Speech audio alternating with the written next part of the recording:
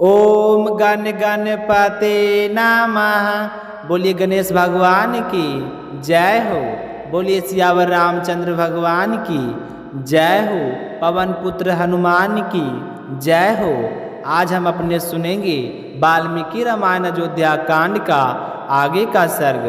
भगवान का आशीर्वाद पाने के लिए इस सर्ग को पूरे ध्यान पूर्वक सुने। जब माता कौशल्या ने पीड़ा से भरी वाणी में कहा, हे राजन, आज कैकेयी ने जो किया है वह कैसा ही जैसे कोई यज्ञ करता देवताओं का भाग छीनकर राक्षसों को दे दे। मेरे राज जो गजराज की भांति शांत और गंभीर है, आज लक्ष्मण और सीता के साथ वन की ओर प्रस्थान कर चुके होंगे। जिन्होंने कभी जीवन में दुख नहीं देखा, वे राम लक्ष्मण और सीता अब कठोर वनवास का कष्ट कैसे सहेंगे। 14 वर्ष इतना लंबा समय कैसे बीतेगा। मेरा मन डगमगा रहा है, कहीं ऐसा ना हो कि उनके सुख भोग का समय आकर भी वे तिनके तिनके से जीवन काटे।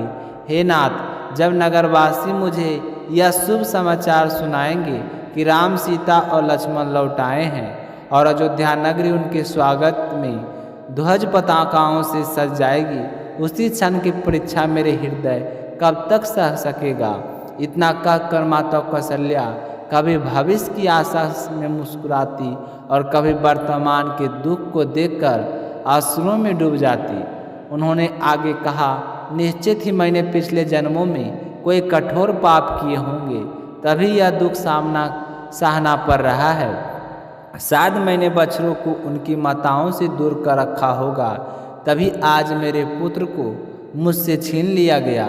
हे राजन, एक एक क्षण मेरे लिए भारी हो रहा है, पर मैं मर भी नहीं सकती, क्योंकि यदि राम लौटे और सुने कि उनकी माता अब इस संसार में नहीं है तो उनका हृदय टूट जाएगा। लेकिन यह अग्नि सी जलन मैं और कितने दिन तक सह पाऊंगी। ऐसा कहकर माता को इस प्रकार विलाप करते देखकर धर्मपरायण सुमित्रा ने कोमल शब्दों में कहा, बहन, तुम जिस पुत्र के लिए शोक कर रही हो वे कोई साधारण पुरुष नहीं है।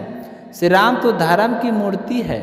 उन्होंने पिता की आज्ञा और सत्य की रक्षा के लिए राज त्याग दिया है। क्या कोई साधारण बात है?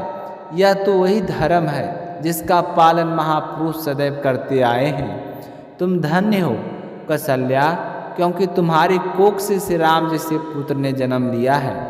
लक्ष्मण राम जी के साथ है और उनका हृदय राम के अटूट प्रेम है और सेवा से भरा है। सीता जी भी अपने प्रभु का अनुसरण करके वनवास को सहज स्वीकार कर चुकी है। राम के चरणों में ऐसा तेज और ऐसी पवित्रता है कि सूर्य के किरण भी उन्हें कष्ट नहीं पहुंचाएगी। ऋतुओं की वायु उनके लिए सुखद हो जाएगी। चंद्रमा अपनी किरणों से उन्हें शीतलता प्रदान करेगी। क्या तुमने नहीं सुना बहन?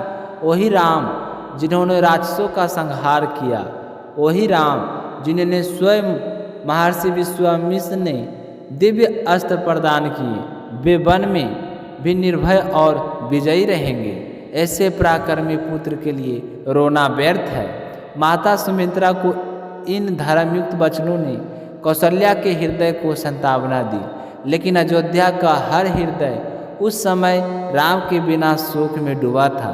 तो बोलिए सियावर रामचंद्र भगवान की जय हो, पवन पुत्र हनुमान की जय हो, श्री राम दरबार की जय हो। इससे आगे क्या हुआ यह सुनेंगे कल के अध्याय में। तो इसी तरह चैनल पर बने रहिए और अशोक वेदा चैनल को अभी तक सब्सक्राइब नहीं किए हैं तो चैनल को सब्सक्राइब कर लें, ताकि रामायण का हर सर्ग इस चैनल पर अपलोड की जाएगी। मिलते हैं अगली वीडियो में, तब तक अपना ख्याल रखिएगा। जय श्री राम भक्तों।